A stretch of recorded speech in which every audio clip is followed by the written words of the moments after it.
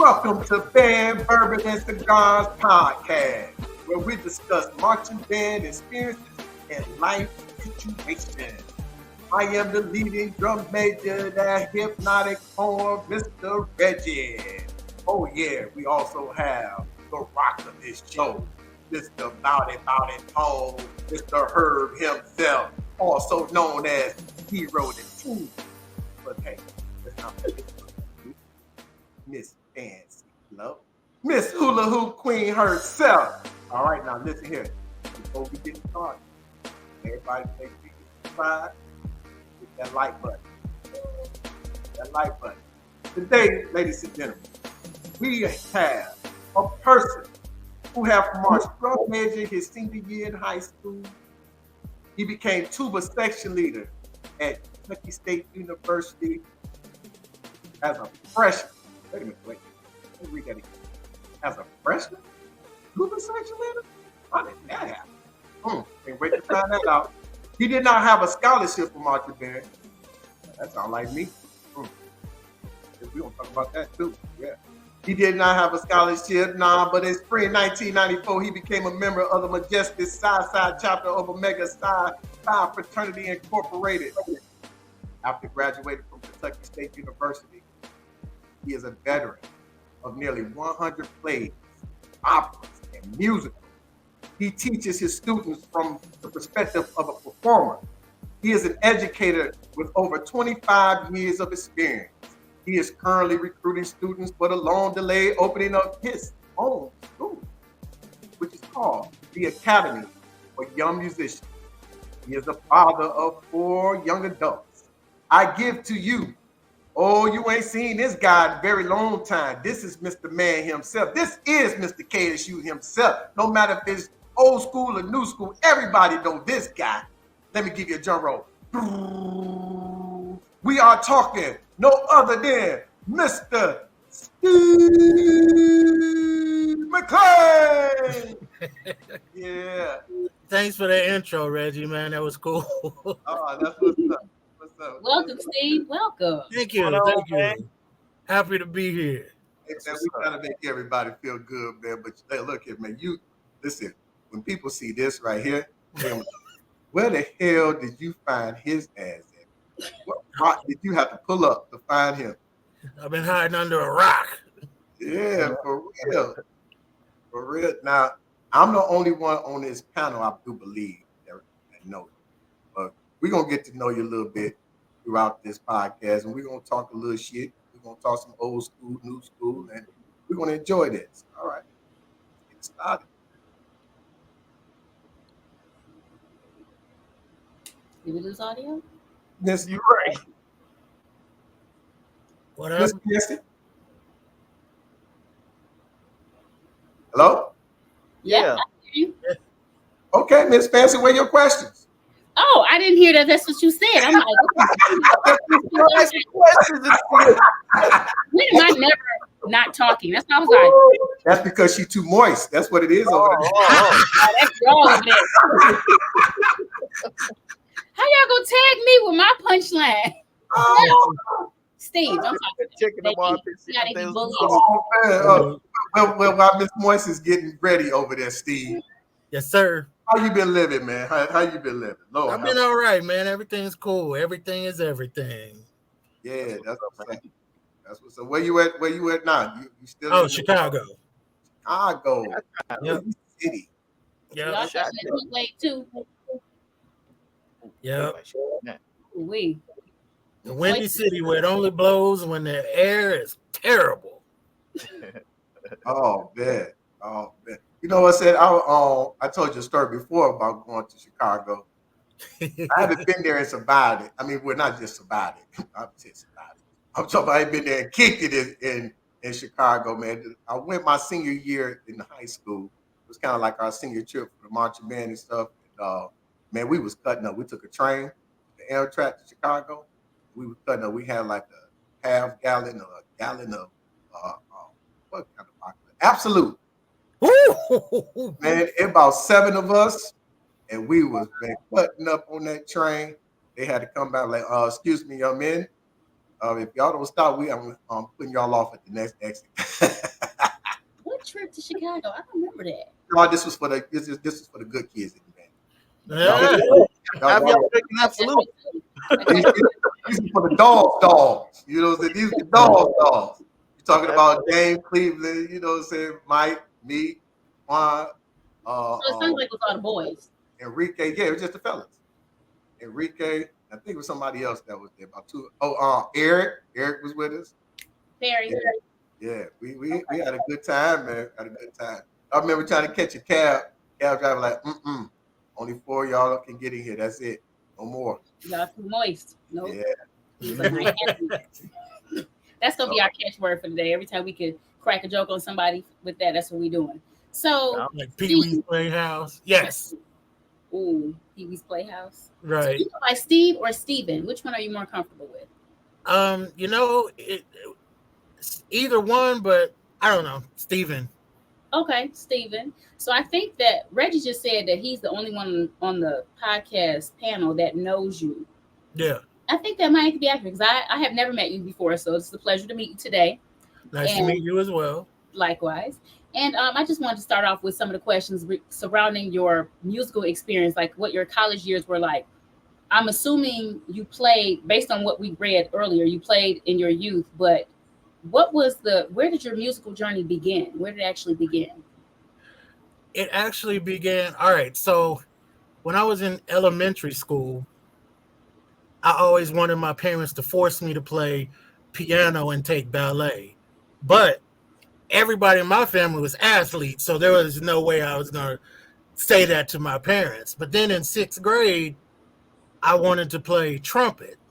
But I missed out on the time it was to get the instruments at first. So like between 6th grade and 7th grade, I go up to the band director's and I'm like, hey, I want to play trumpet next year. Is that okay? He was like, he looked at me, he's like, you know what? I think you should play tuba. And I was like, okay, I don't know what that is, but that sounds great. I just wanted to be in the band. So they forced me. Voice? You said what? Did you do that exact voice when you were talking about it? Yeah, that was me in 6th grade, right? So I had no idea what no tuba was. I was like, all right, cool. And then he gave me this big hunk of metal. I was like, this is not a trumpet. This is not what I signed up for. So I'm sitting in the room with this other dude who used to play trombone. I was like, man, this is terrible. This is the dumbest shit in the world.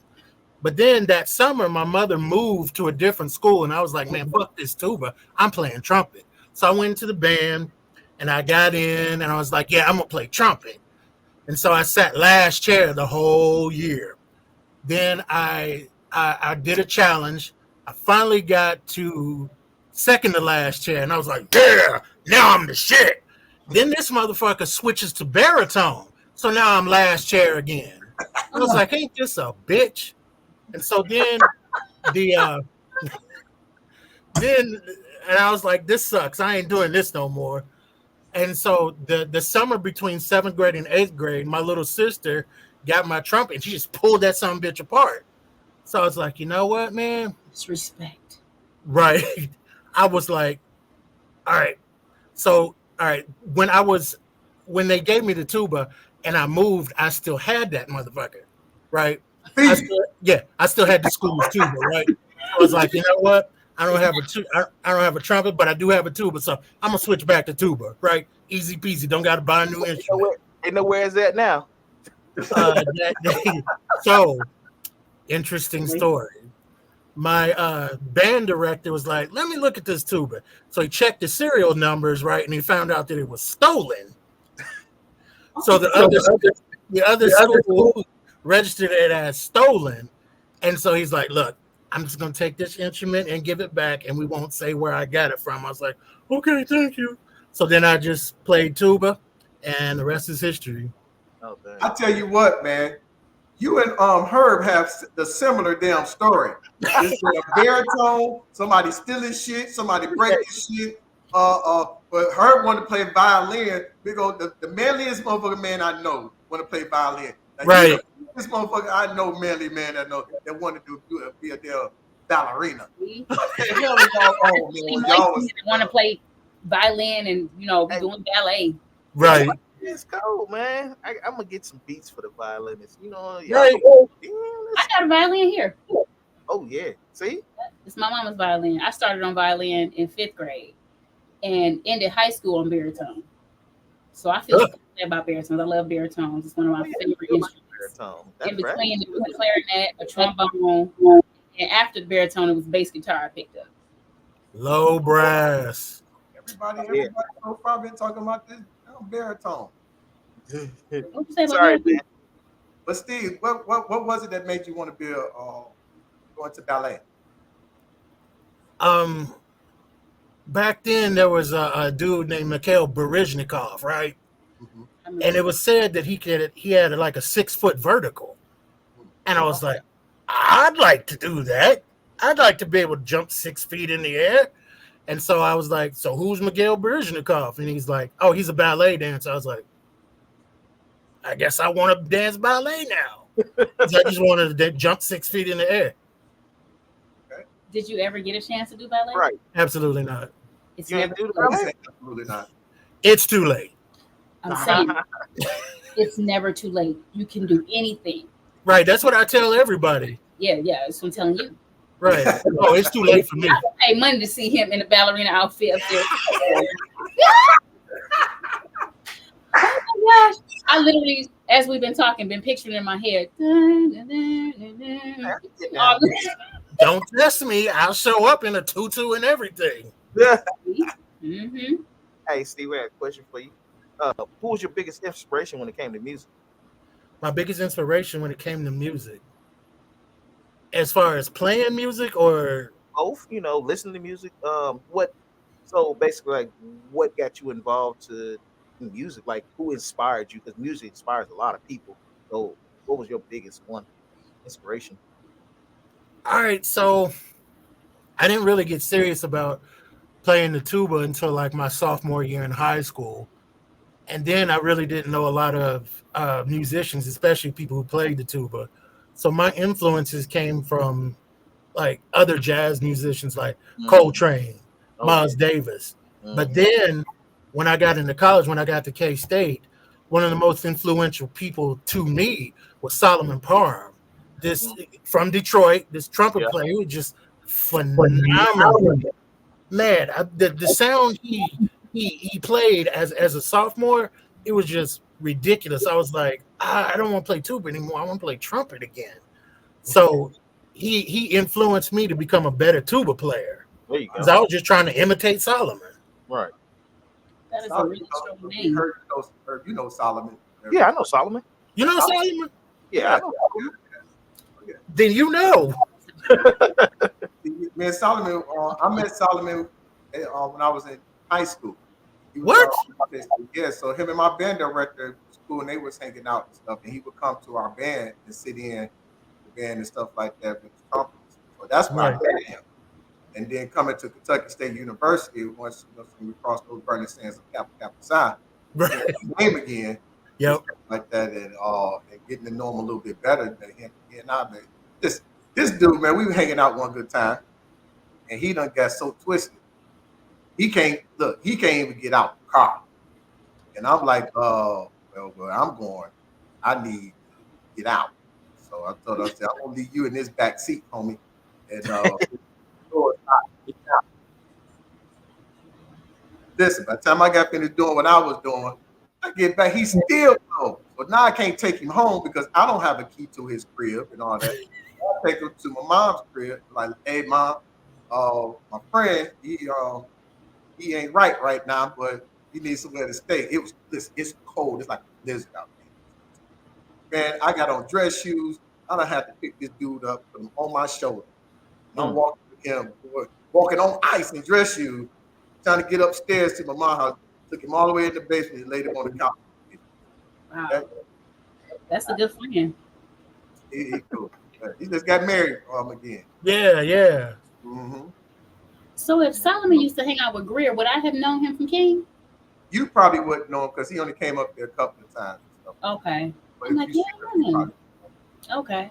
Yeah, the only Solomon I know is the one that lives in this house. So you mentioned lost my train of thought. See, that bourbon is starting to kick in. That's why I told you. You on your voice. That's what it is. Yeah. That ain't it. And that's why she drinking the bourbon now, because it's moist. Y'all disgusting.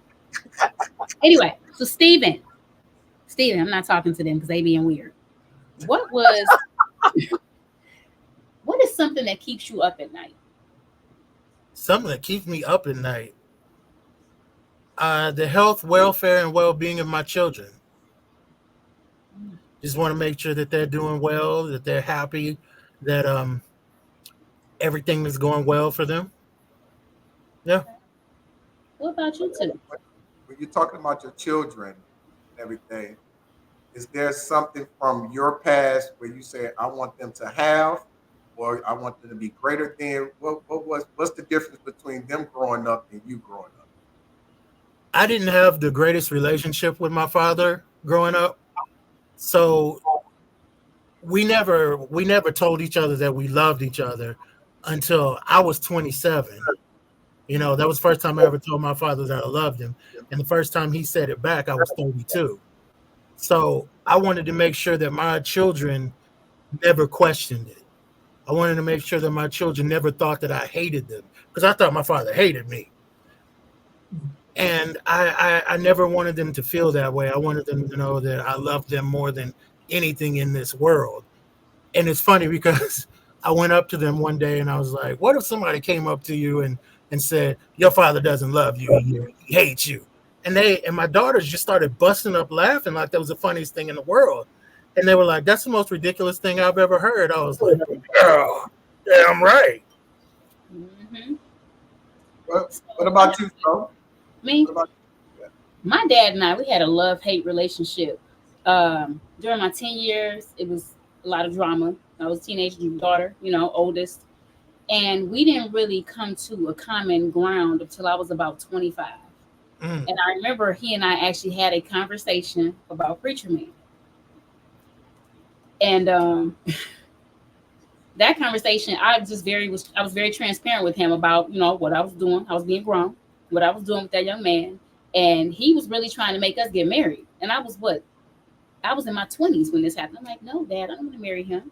But Steve, I don't know if you knew, my dad is West African. He's from Ghana. So with him, it came a whole different set of cultural expectations and things like that. But as you were talking about the relationship between you and your father and how you felt like he hated you and things like that, I could really relate to that because I felt for a period of time my dad did not like me. I was not his favorite child. Right. But, I wanted to pose this question to the entire panel. It seems like all of us, or at least everybody we talked to so far, all have some level of hurt stemming from the father wound. Are you guys familiar with that? Yeah. Well, one of the things that keeps me up at night from your question that you asked is failure to the people that's close to me, disappointing the people that's close to me. That's like one of my biggest things. I've talked about this before, and the people that know me, I'm a pleaser to the people that's around me. I always want people to be happy, drama free. So worried about them. I'm not talking about the world. I'm not talking about the neighbor next door, the neighbor down the street. I'm talking about the immediate people that's close to me, and people know who they are. Failure and disappointment. Them are always my biggest fear. Everything else don't even matter. But that's my biggest fear. Keep me up at night. Okay. Respect. I know for me, I worry, and lately I've been worried about if my children are prepared. If something happens to me, will they be prepared? Mm-hmm. And I saw this quote somewhere years ago. Reggie, you might even know it. It says something about like, if a father doesn't prepare his children for his death, he's not a good father. Something along those lines. And so I'm always worried about making sure I've taught them basic skills, making sure I've taught them how to manage money, how to, all these things. And they're only 8 and 10. And I know now they're just like, okay, mom is just tripping. But I'm like, oh, you guys need to know how to do this. You got to know how to cook. You got to know how to do laundry. You got to do basic skills, And I want to make sure that if anything were to happen to me, they can still thrive and they can still be successful. I don't want them to feel like the bottom has fallen out of their lives, And a lot of us, we can prepare all day, but when that day comes, we still feel like that Because as I mentioned on one of the other podcast episodes, how I was watching Grey's Anatomy, and the character made the statement, "I don't know how to exist in a world where my dad doesn't." So it's like all the preparation, and when it happens, you still like, "Oh my God," you know. So those are some of the things that keep me up. I worry about them being prepared and them not hurting, things like that. Yeah, Great. understandable. What keep me up, it determines what's going on in my life. Okay. If there's a project that I'm working on or working toward, that's what's going to keep me up because I'm a perfectionist. So I'm going to think of all the scenarios that can happen, that's going to happen, and I'm going to go through every last one of them, how to get into it, out of it, how to fix it, and all of that. And then I'm going to redo it all over again. You know what I mean? So that's if anything was to keep me up, it's just thinking about what to do with whatever project that I'm working on, whatever I'm doing at that time. So I remember, um, where was I at? High school. I was in high school, and in our high school band, in high school, the students basically ran the band. When we had people who was writing music, we had what was that? James was writing music, and Kyron was writing music. So and then we had a dance committee, and then myself and Kyron was writing the drills. But the way that I came up with the drills, started learning how to write marching band drills, it was laying up at night. I couldn't sleep, but I just started visualizing the field and the whole band as if I was in a helicopter over the band, and I was able to see all the movement and where everybody go. And once you get your formula of where you want your brass and woodwinds and percussionists to be at what particular point at one particular time of the music, and it all comes together, it just came to me. So from that point on, I was just able to create, write reels, things like that. So those type of things, that's how I'm up at night. If I got a project and I'm thinking about it, I'm gonna think about it till I figure it out. Right. Hmm. I used to always wonder how y'all came up with those drills because it seems like it's so many moving parts. If I had to do it, I'd probably be overwhelmed. You know. Yeah, you can if you don't know what you're doing. But that goes back to remember I talking about in middle school, a middle school band director. He gave me a book on drum major. Yeah.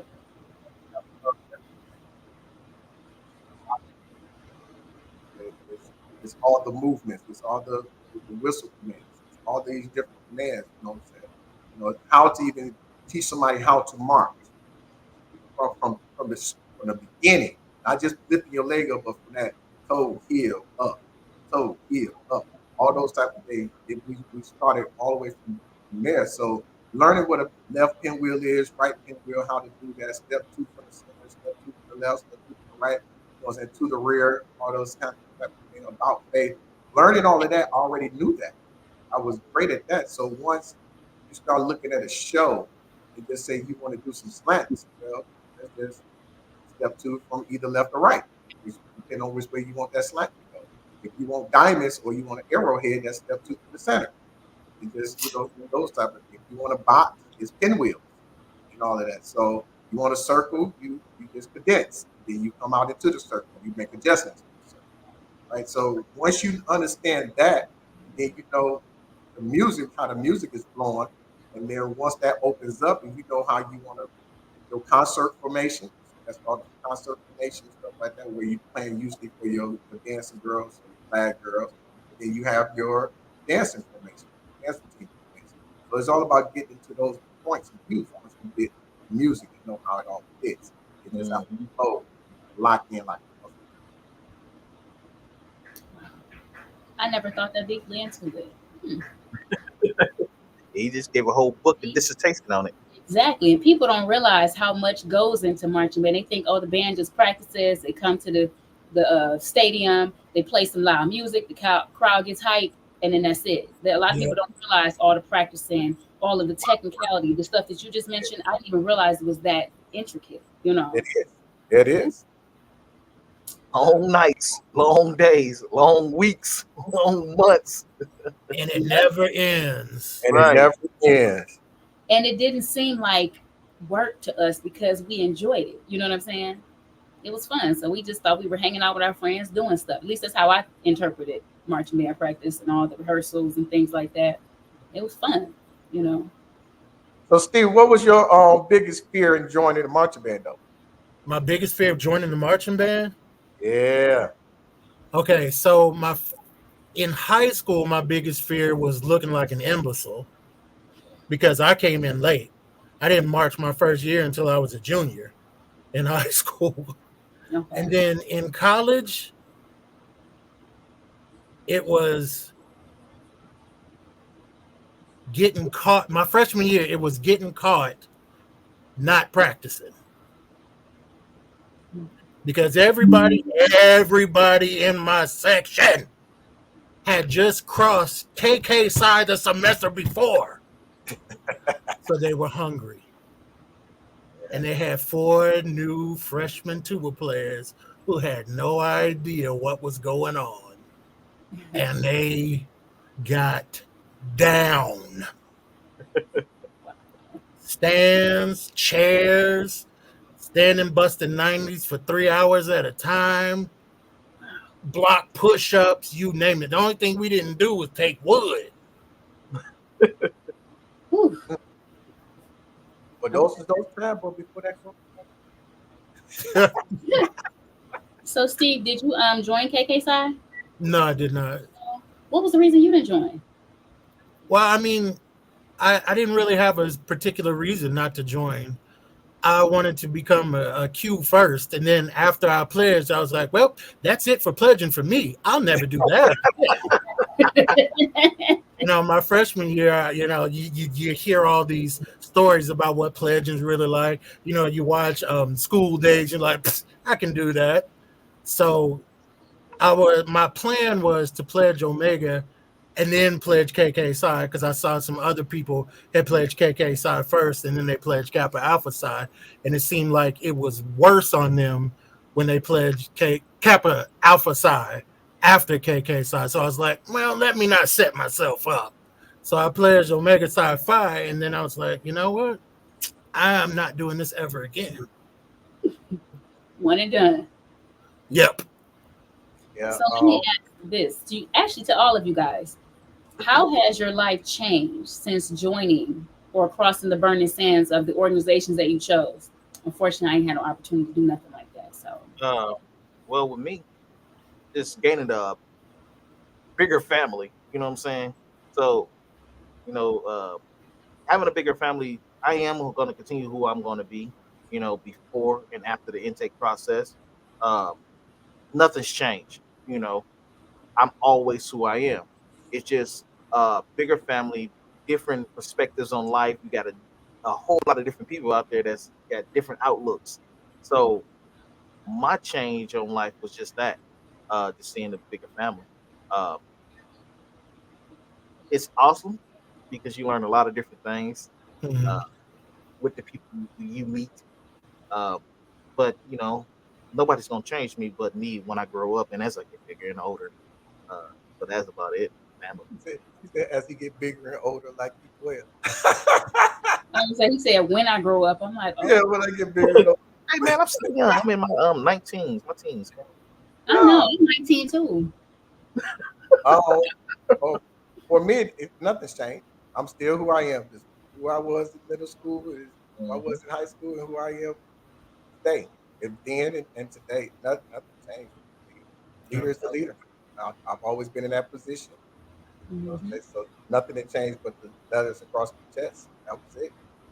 So, my friends, I mean, I gained Herb as a good friend because I don't think without, being in that organization, they wouldn't have clicked. But our other homie, we was already cool. We still cool to this day. So, nothing changed.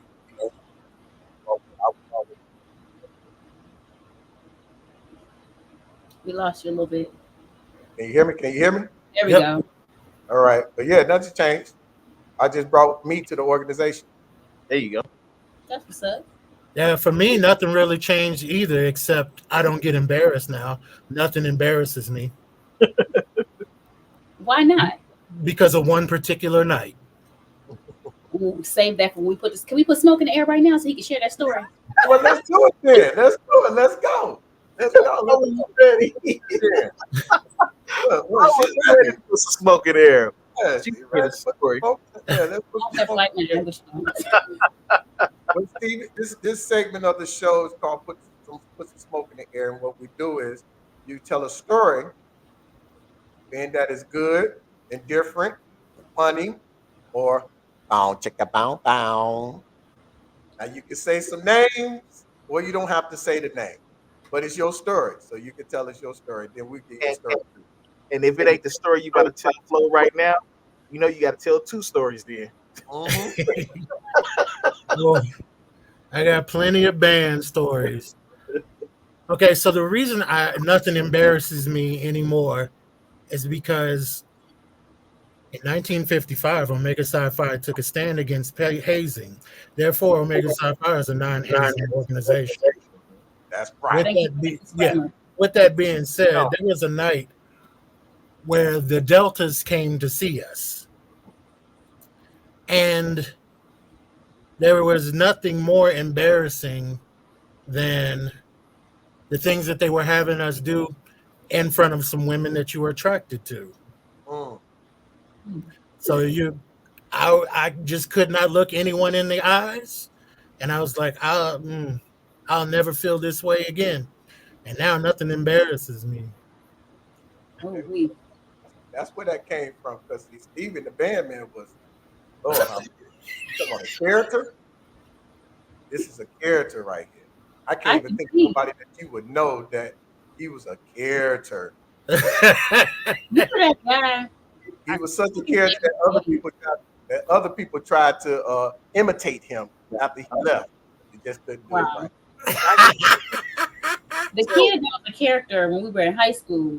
Remember that boy? I think his name was Dave, and I think he played David Brown. Mellophone. One of them. David Brown. Him. He was a character. No, he played baritone. Did he play? Yeah, they Nah, I played should baritone. have. players always characters. Come on now. Yep. Dave Brown played baritone.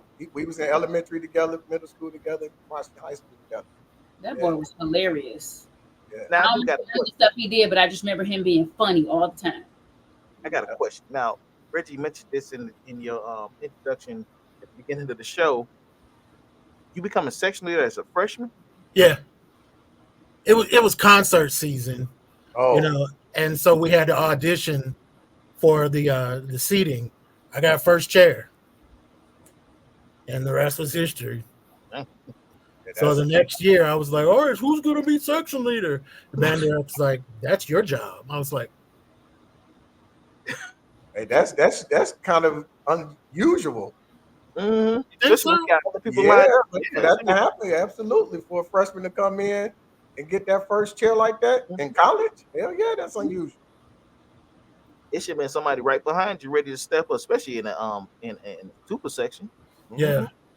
I mean that did scare me every semester. You know, I mean the band director never really recruited for my section, Mhm. so whenever there was somebody who could play the instrument, I was like, "Oh, I'm not losing my spot, so I got to get practicing." No, I didn't lose my spot. Well, I got a story for y'all, and this one is about him too.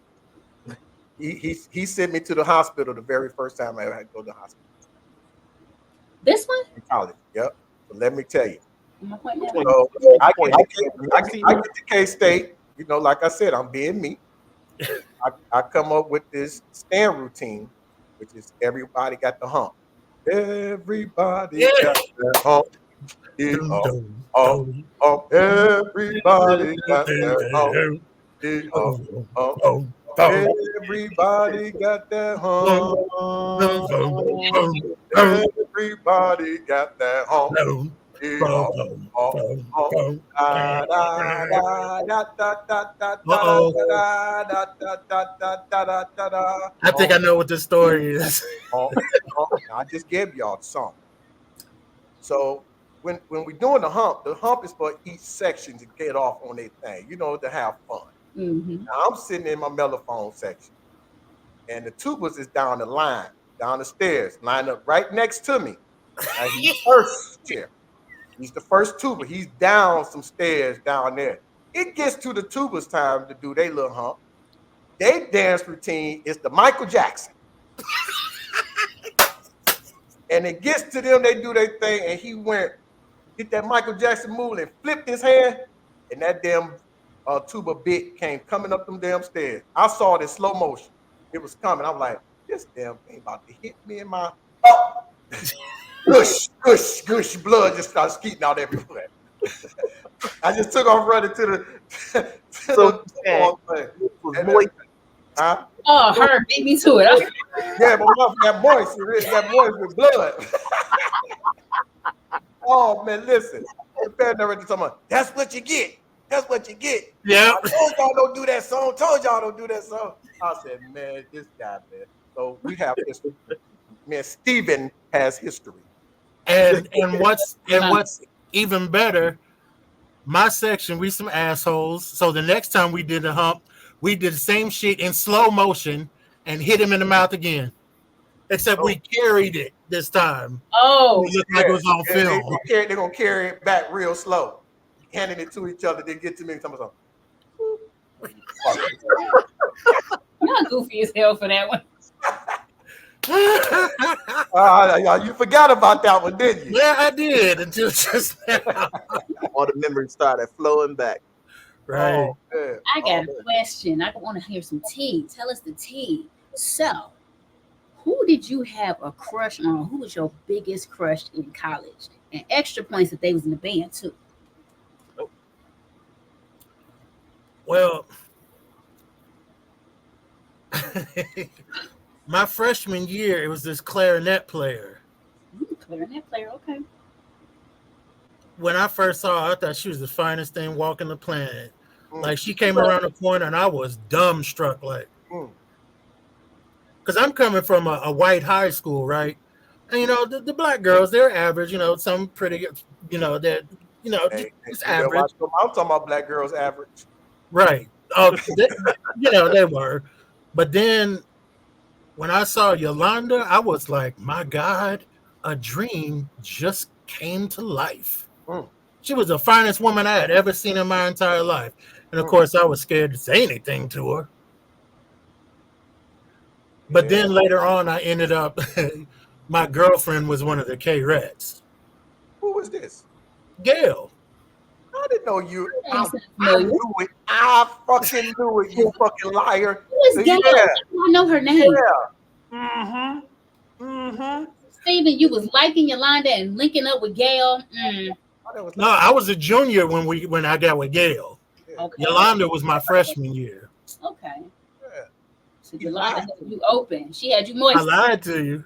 I asked you directly in that hallway. I was like, bro, talking to Gail, you and Gail, you like, nah, we straight. That's a friend. Yeah. Gail was. Everybody was after Gail. I wasn't though, but everybody was after Gail. Yeah, I know. Everybody was after Gail. I just thought it was funny, you know, if anybody would try to get with her or whatever, how she just turned them down. I was like, nah, she ain't my girlfriend. Go ahead, go holler at her. I'll try to set people up. Dang. That's exactly what he said too. That was exactly what he said. And I didn't go holler because I didn't want to holler at him. I was asking somebody else. But right. Yeah, man. He was asking for a friend, not me, but you know. Right. Over there. No. My crush when I got there to K-State. See, I was exactly like you. And I came to K-State in 1995 because Montalvo came in 95. I went to Grambling in 95. So he really? Yeah. He tells me how much fun he having at K-State and this and that. I'm like, damn, man, I'm up here by myself, down here by myself. So I left there and came up to Kentucky State University and tried to get in school, but I couldn't. But when I walked in that bedroom, it was the clarinet player.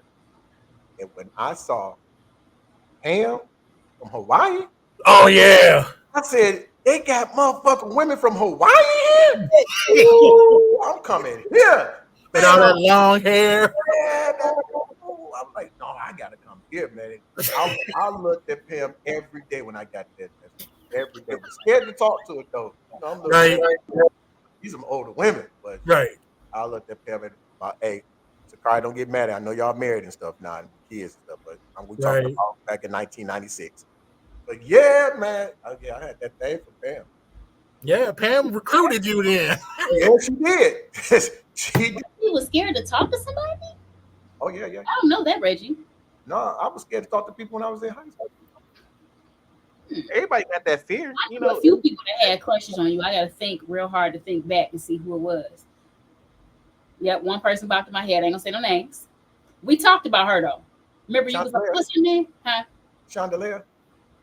I wasn't gonna say her name. Oh well, you didn't tell me not to say her name. Hi, Chandelier. Who did you have a crush on? Who, me?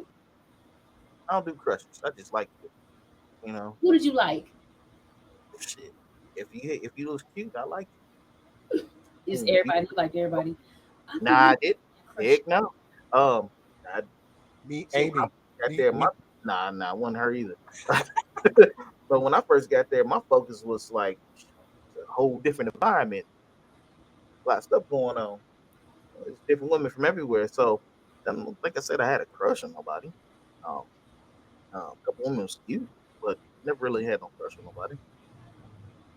Brother, who you think was cute in the damn band? Remember their names? Listen, man, I remember faces. I'm not a name person. Like, and I'm still like this to today. I cannot remember if you're not around me or been around me. It's hard for me to remember your name, but I remember faces. So if I could project my images in my brain to y'all, then yeah. I just thought about two people I did have crushes on in high school. No, man, I ain't do crushes. I feel like crushes was like weird to me, man. I like even in high school, I felt I ain't had no crushes or nothing like that. I mean, it was women that I talked to and was messing around with or nothing, but it wasn't really no crushes. Like, yeah, I fantasize over this woman right here. This woman's beautiful. I had a lot of those. A lot of fantasy. Yeah. What's crazy is y'all still remember them because I'm sitting there like, who did I have a crush on? And I remember like some people I thought were handsome. And if I tell you, I'm like, good, him. So how you gonna hit me up with that? Talk about you knew some people. Yeah. Are you trying to hide yours? You always trying to hide some shit. You know. Yeah. First trying to have stuff. No, you. Hey, if I remembered it, I would tell you. But now, I mean, I ain't got nothing to hide. Everything that I need and want in my life is there right now. So everybody that's in my life right now, I'm cool with. So there's nothing for me that I don't get embarrassed or worried about what people think about what I got to say. Yeah, it don't bother me. I had a crush on you. I had a crush on you. If I liked you, I liked you. Here. So I ain't had it. There's nothing to have for me. I'm an open book. Sure, you're right. You got Flo rolling her eyes at you, boy. Well, no, I'm thinking about people that I crushed on in college, and another one popped in my head. I'm like, oh yeah, I did. Yeah, I did like it. Go ahead and put them out there on the forefront. So, but see, I didn't go to HBCU. I went to UAD, and there was a guy on campus. He was a Q, and his nickname on campus was Freaky Ray. Now, I got to UAD, I think, 98, and I came out of there in 03. I think he was there the year before me, but I'm not sure. But from freshman year, I always thought he was fine. We didn't hook up at all till senior year, the last day of school. And it was on some random just, hey, what's up, Flo? And I'm like, what's up, Ray? I was being flirty that day, and then grown-up things happened.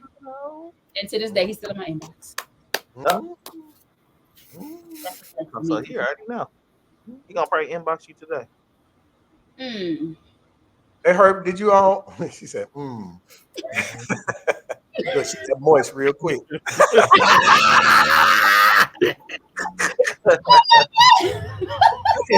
That was the build up. Hey, Herb, you ever think about joining another organization besides Kappa Kappa Psi? I did. I actually thought about joining Omega Sci-Fi at one point in my life, but many kids from Detroit, growing up in those Detroit schools, Omega Sci-Fi, the Alphas, it was like prominent there. So those were the organizations I thought about. But once going through the intake process with Kappa Kappa Psi, I didn't want to put my all into another organization. my family and friends and everybody that I enjoy hanging around with was right there. So I was cool. I was content. I didn't need another organization. And me joining the organization wasn't about having letters or, I need this clout for this status and nothing like this. It was about the brotherhood for me. Right. It was always about the brotherhood for me. So being in that brotherhood that's what it was. So I look at it like this. It's a marriage. I didn't want two wives. I was cool with my first wife. You ain't poly. There you go. I was cool with it.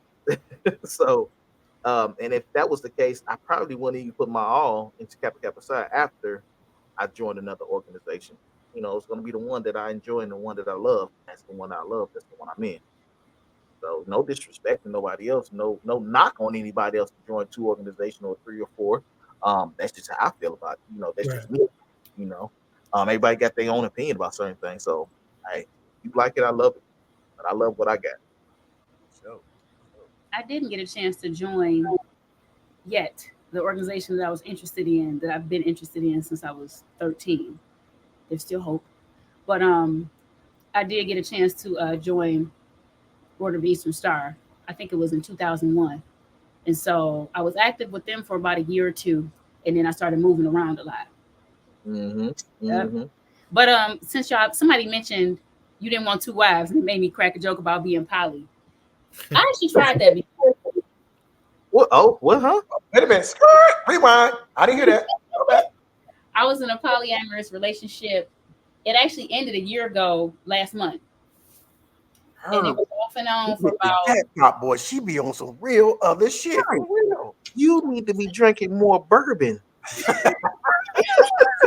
I get to drink it. You need to be talking to her more often. But yeah, so I tried it, and the guy, it was a hard sell at first. And I'm like, I don't share I was very territorial and not wanting to share. But eventually I kind of was like, well, if you got these other ladies, then you won't take up too much of my time and I can just be by myself sometimes. And then he also lived out of state. So let me ask, so it was two guys or two girls? I was one of three women. It was one guy. Oh. Yeah. And so I was the oldest of all the women he was seeing. The other two were about 3 to 4 years younger than me, but he wanted more children. And I was the only one, from what I understand, out of the three that still had the capability to do it.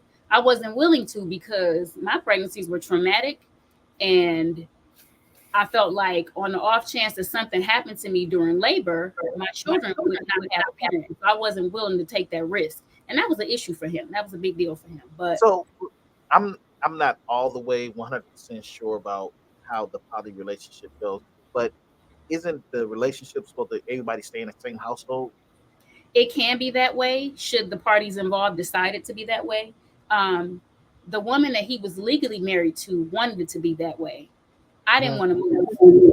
But in hindsight, I think that I just really wasn't that serious about it. It was just something I was trying because I didn't want to move. I didn't want to give him no babies. I didn't want to do a whole lot of things, So it was basically like he come to your house, then he'd go to the next house and the next house. Well, they lived together down in Florida. So so after we broke up, he took on a second wife. So the three of them all live in Florida. And he would fly to Detroit 2-3 times a month. He had business ventures here. And so I was helping him out with a lot of his business stuff. And that part I really enjoyed. But I feel like had I taken a chance and moved down there, it probably wouldn't have been as much fun as I thought it was. Because it would have been for real. We all in this house together, 3 different women, 3 different emotional states. And then also they have teenage children and young adult children. Well, my children were still at the time, I think, under 10. And so I wasn't so quick to, put them in a situation like that because I felt like it would have been too much explaining. But he always would say adults make things more serious than it actually is. The kids would have just adapted to having all these adults that love them, So I don't think I would try it again because I don't know. But it was fun. Now we know why she was going to Vegas. Right. We did be to Vegas a couple times. Steve like, well, shit, on that note, let me take a sip.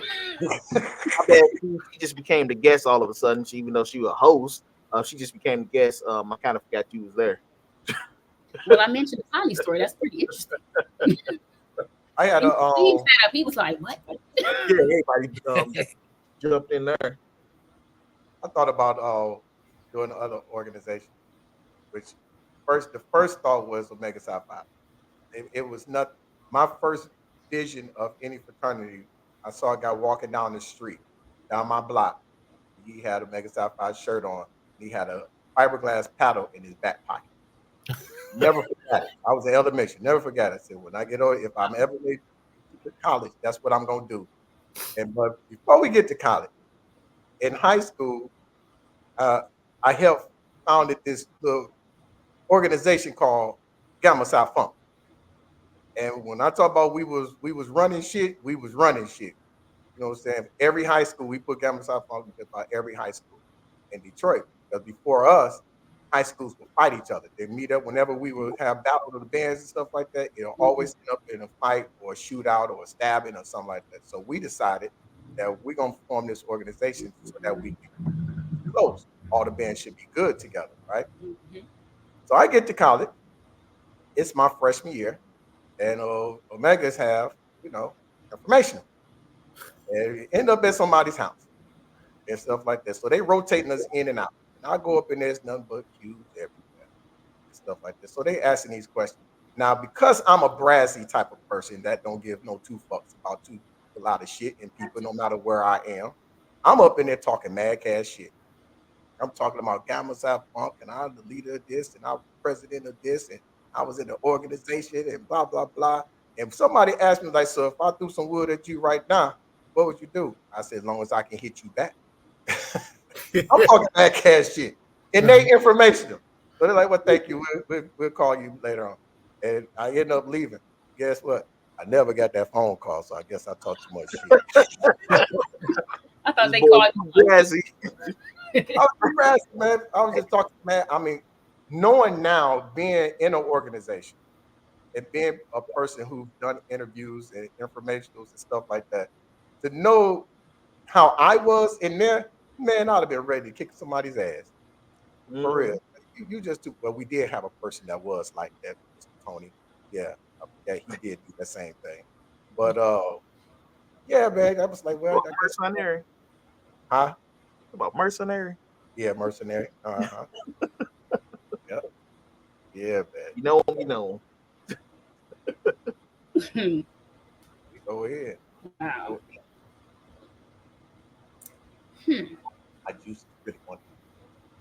I actually just went to I don't know what the event was called a couple weekends ago, a Gamma Delta event where they brought in some new girls were inducted. It was two different chapters, and apparently there's a chapter at a high school in Ohio.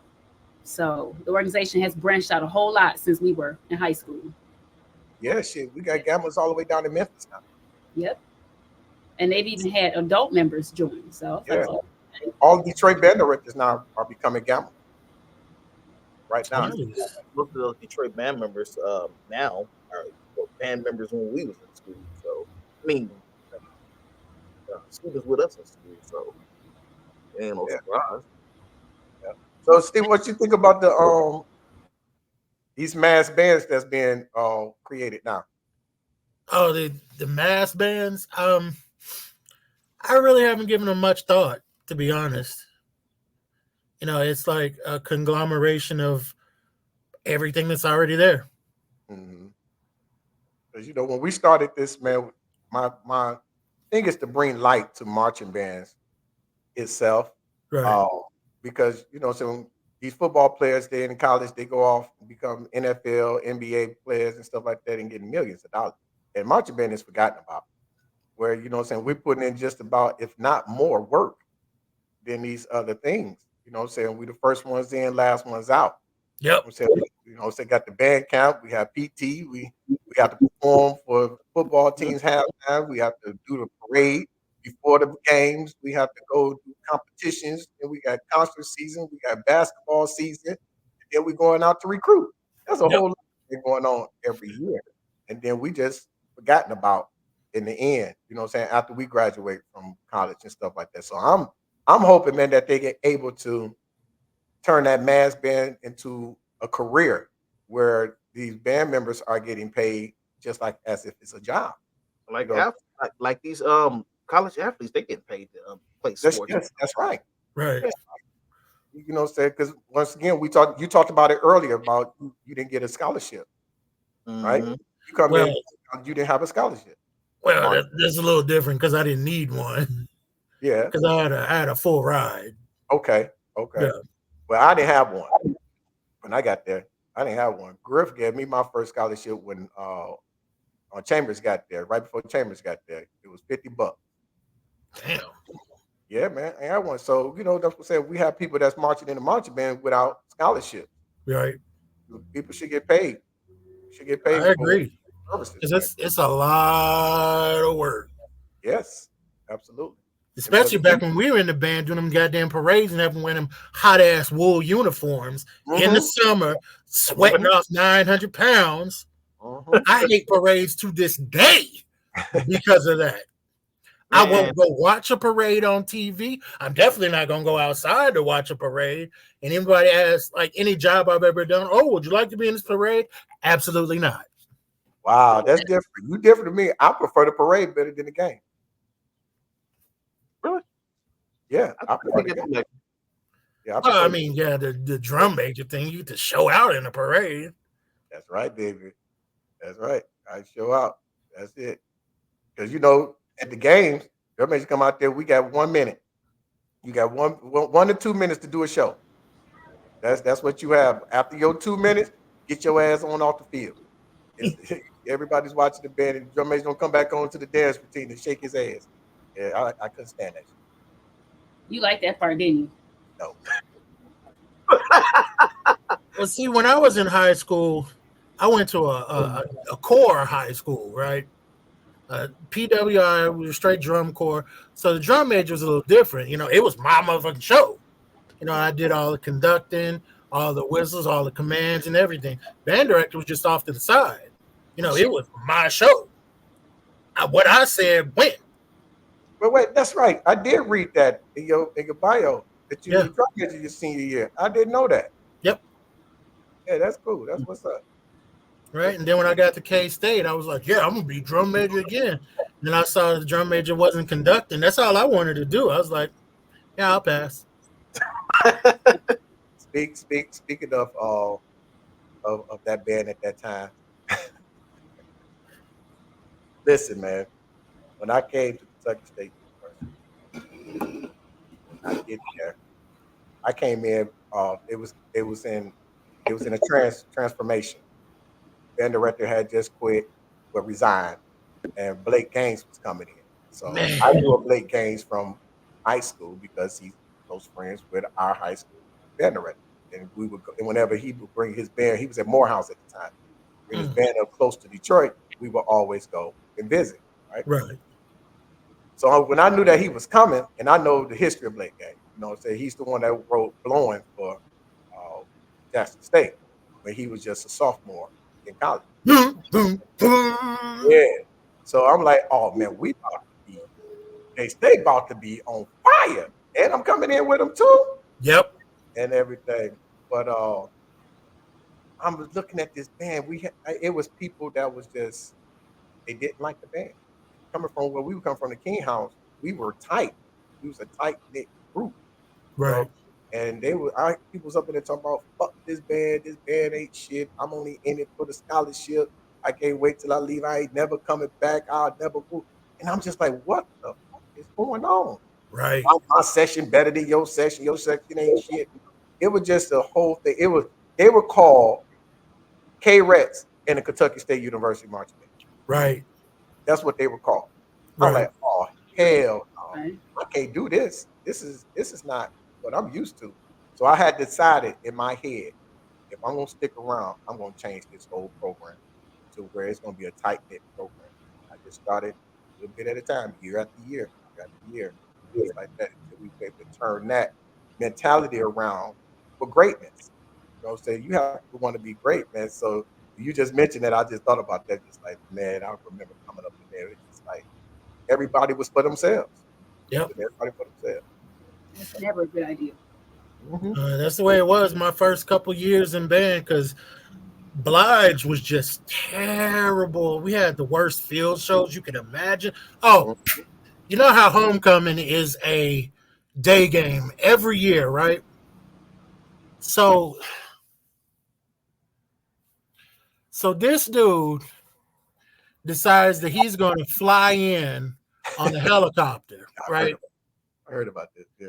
Helicopter's late, doesn't show up. We're on the field getting ready to go, and we're just standing there, right? Nothing's happening. Crowd's getting upset. Then Blige comes jumping over the wall in his white tuxedo and runs to the middle. And I'm like, what's going on here? Then they start running with fire extinguishers, right? Right. And so now we have to march. We're choking and everything, right? So we do the show. It's average or whatever. And so we're marching off the field, and all of a sudden you start hearing explosions. People are dropping to the ground. I'm looking in the crowd. I'm trying not to get shot. I don't know what's going on. This fool has fireworks going off in the daytime. Fireworks. All you see is smoke in the air. Boom! And there's like just a smoke signal. And I'm like, oh my God, I have to quit. I can't be here anymore. Man. It was terrible, right? I heard about the casket show too. Oh, that was before me. Oh, yeah. They did a casket show. Yep. They had a real casket. They walked out the drum major inside the casket. Oh, wow. Did a couple other schools do that too? Maybe they did it first and everybody else copied, because I remember seeing it. Whomever would do that is stupid. Yep. Yeah, that's a lot. Another stupid thing is that year that Barry White song came out, telling me this, helping me that. Practice what you preach. Yeah, practice what you preach. He wrote a tuba solo and made me play it in front of everybody. It was the dumbest thing you could ever imagine. The tuba is not the sousaphone is not a solo instrument. It was the most ridiculous thing you'd ever think of. Yeah, it's not in the pocket. Right. Because you have to play it up so high for it to carry that it ends up sounding like a bunch of bumblebees. I'm like, oh my God. Yeah. So speaking of marching band and stuff, that we're talking about marching band and knowing that we have to be in shape. Oh my goodness. Oh my man. How difficult was it for you to maintain being in shape after marching band? After marching band? Yeah. Well, see, I was on the hop team, so we were constantly running, hopping, doing different shows, traveling around, and everything. So it was pretty easy for me to stay in shape between marching seasons. But as much as I thought I was already in shape, that first rehearsal, that first practice reminded you that you didn't work as hard as you thought you did. Uh-huh. Yeah. All right, now we had a session of build your perfect band. And when you building your perfect band, we talking about band director, drum major, dancing girl, auxiliary, brass, or you can break it down, individually. You know what I'm saying? All the way from the front to the back, build your perfect band. Yes, sir. So I put some thought into this, right? And so from the top down, I would say the director, Blake Gaines. Mr. Gaines, best director I've ever had. His arrangements were off the chain. And for arranging, I would have Mr. Gaines and Solomon Parham. Okay. Because my sophomore year, he did this. He arranged the Minister Society song. It's the best song we played the entire year. It was balanced. It was beautiful. It was fluid. The solos were fantastic. So Solomon gets my vote for that. Drum majors. It's going to be a little bit different because the way I would set up the drum majors, because I know everybody wants to see the drum majors dance, but I also want a drum major to conduct because I'm not going to be on the field with everybody else. It should be the student show. The students should run the whole show. So I said the drum majors should be a Cavalier drum major, and the assistant drum majors could come from Jackson State because they get off every time. Uh-huh. There would be absolutely no piccolos in my band. Straight Brian. Piccolos, I have never heard a piccolo that could not play flat. Every piccolo is always flat. Nobody can ever play in tune. No piccolos. Somebody comes to me talking about, oh, I'll play piccolo. You're out of my band now. It's your band. Yep. No piccolos. Flutes, I'd have to say flutes and clarinets, I'm going Jackson State. Okay. Saxophones, North Carolina A&T, all the way around. Trumpets, it's a little crazy. I said Norfolk State. Okay. Mellophones, Alcorn. Okay, yeah. They got balance, they got precision, they got technique. Beautiful. Trombone. There's only one trombone section in this whole world, Jackson State. Hands down, best trombone section. Euphoniums, none other than Southern. Southern is the only euphonium section in the world. Tubas, it hurts me, but they have the sound that I tried to get from my section, and that's FAMU. Their balance, their technique is impeccable. The range is just ridiculous. They sound phenomenal throughout the entire range of the horn. Their softer passages sound beautiful. Their louder passages sound full, powerful, without splatting. FAMU all the way around. Drumline, this one was a tough one. It was difficult. I had to say, I went ahead and gave it to North Carolina A&T, strictly because of their visuals. Dancers, K-Rex from the 1990s, back when they had their own identity. And yes, they were fantastically fine. That one-leg outfit, I was done. That's what I remember. It was, I remember the one-leg outfits. Yes, bring it back. Them outfits sent y'all, huh? They made y'all moist. Yeah. Oh, absolutely. Yeah. Oh man. Reggie like, I was moist. Look, I have front row seat, baby.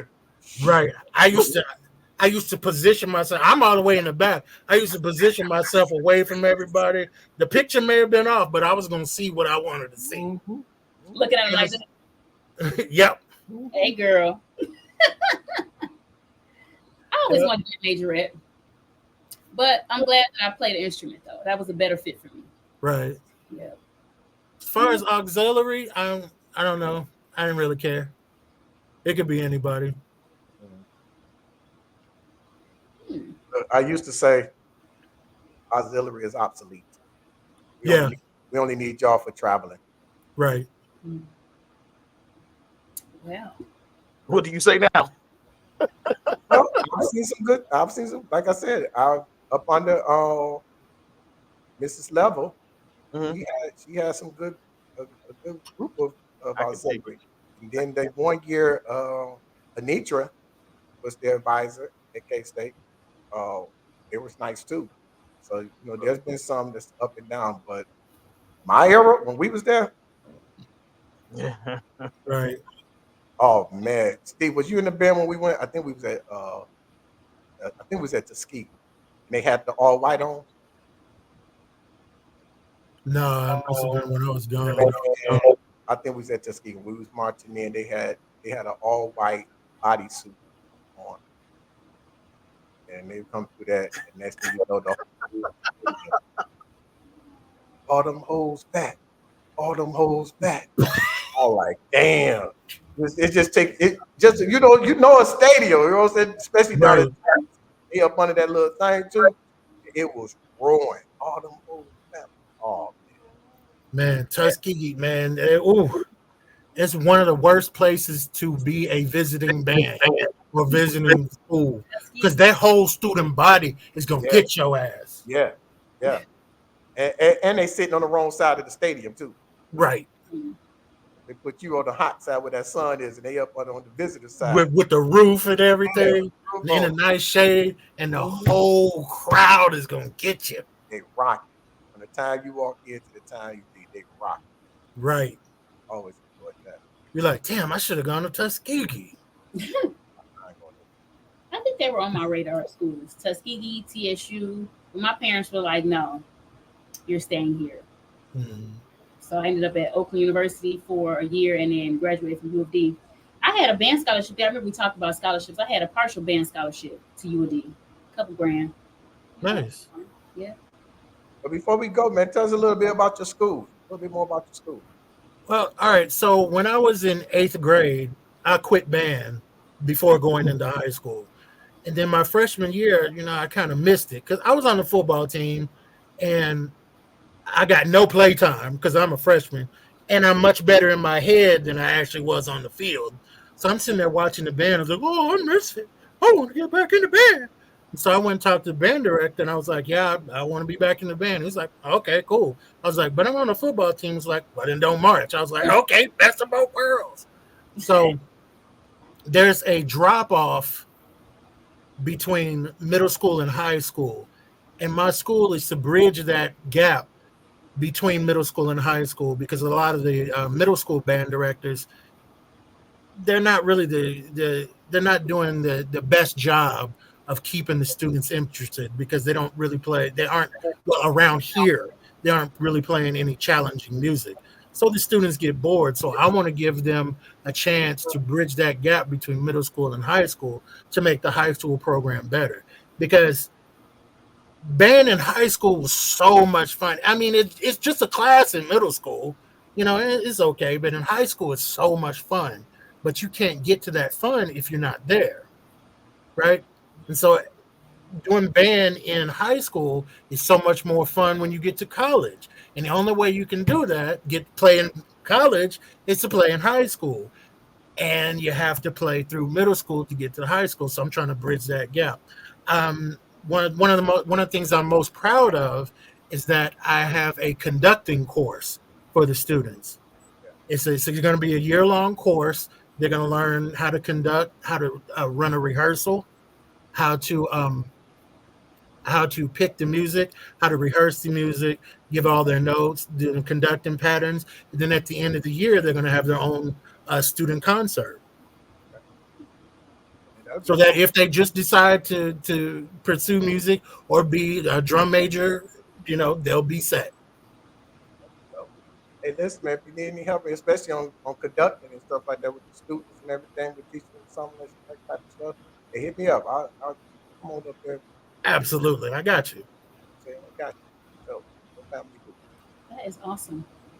Yeah. Thank you. Okay. We want to say thank you, bro. Yeah. For being Thank on you. the podcast, man. It was fun, but I'm telling you. Like Right. where did you find this guy to be on Down a memory podcast? lane. We ain't seen him around the school nowhere. When I say Mr. Kids, this is Mr. Kids.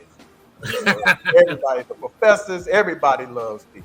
Everybody. President and one the United States president. But listen, man, thank you, man. Thank you, man. It was so much fun. Yeah, absolutely. Definitely. We'll kick it off and everything. We get an hour 13. Oh, yeah. Make sure you guys like and subscribe. Follow us on YouTube, Instagram, TikTok, Facebook, and make sure you like and subscribe and share it. Tell all your friends about us. That's right. That's right. Subscribe. Hit that like button. Tell everybody, your loved ones, your confidants, even the ones you cheating with.